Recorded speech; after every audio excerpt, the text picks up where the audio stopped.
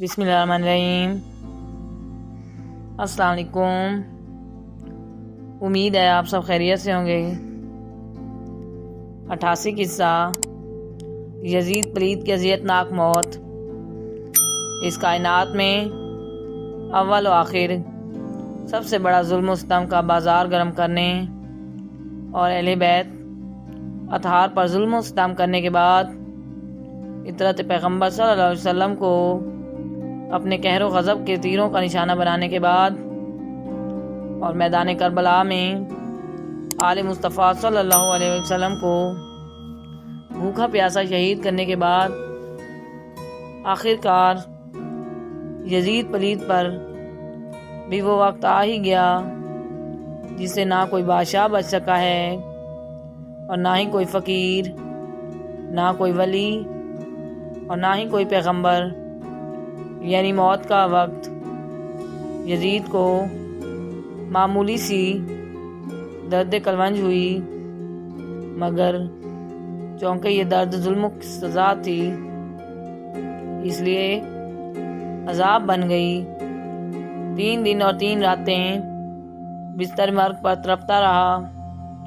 پانی کا قطرہ منہ میں ڈالا جاتا تو وہ بھی تیر بن کر حلق میں اترتا، روٹی کا ٹکڑا کھاتا تو تلوار بن کر پیٹ میں داخل ہوتا۔ 3 دن اس عذاب میں مبتلا رہنے کے بعد بھوکا پیاسا ایڑیاں رگڑ رگڑ کر اور سر پٹک پٹک کر مر گیا۔ مرنے سے پہلے یزید نے اپنے بیٹے معاویہ کو بلا کر امور سلطنت کے متعلق کچھ وصیتیں کرنا چاہیم، مگر ابھی اس نے شروع ہی کیا تھا کہ معاویہ چلا اٹھا، جس حکومت کی بنیاد اہل بیت کے خون سے رکھی گئی ہے میں اس حکومت پر تھوکتا بھی نہیں۔ پھر بھی یزید کے مرنے کے بعد لوگوں نے زبردستی اس کے لڑکے معاویہ کو تخت پر بٹھا ہی دیا، لیکن ابھی بیٹھا ہی تھا کہ چیخ مار کر اور یہ کہہ کر اٹھ بیٹھا کہ اس تخت سے مجھے حسین علیہ السلام اور اس کے خاندان کے خون کی بو آتی ہے، اور وہ اپنے حجرہ میں ایسا چھپا کہ 15 دن کے بعد اس کی لاش ہی برآمد ہوئی۔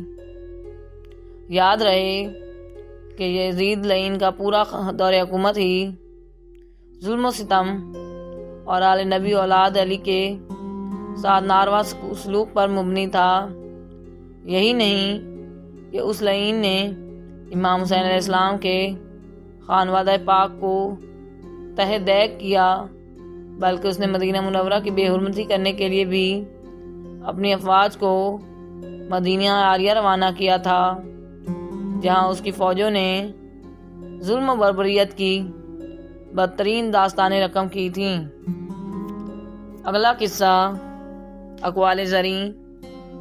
پہلا قول، بے شک اللہ عز و جل تکبر کرنے والوں کو ہرگز پسند نہیں فرماتا۔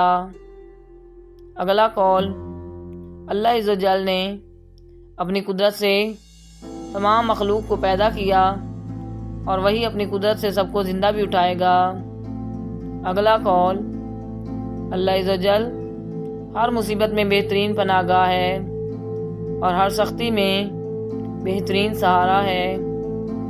اگلا قول، عنقریب جب ہماری روحیں ہمارے جسموں کا ساتھ چھوڑ دیں گی تو تمہیں معلوم ہو جائے گا کہ آگ میں جلنے کا مستحق کون ہے۔ اگلا قصہ، اگلا قول، اپنے گریبانوں میں جھانکو اور اپنا محاسبہ خود کرو۔ اگلا قول، ماں کے پیٹ سے نکلنے کے بعد جب بچہ آواز دے اس وقت وہ وظیفہ کا مستحق ہو جاتا ہے۔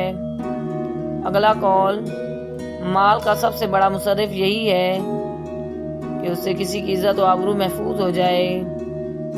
اگلا قول، اگر تم اللہ عز و جل سے ڈرو اور حقدار کے حق کو پہچانو تو تمہیں یقیناً اللہ عز و جل کی خوشنودی حاصل ہوگی۔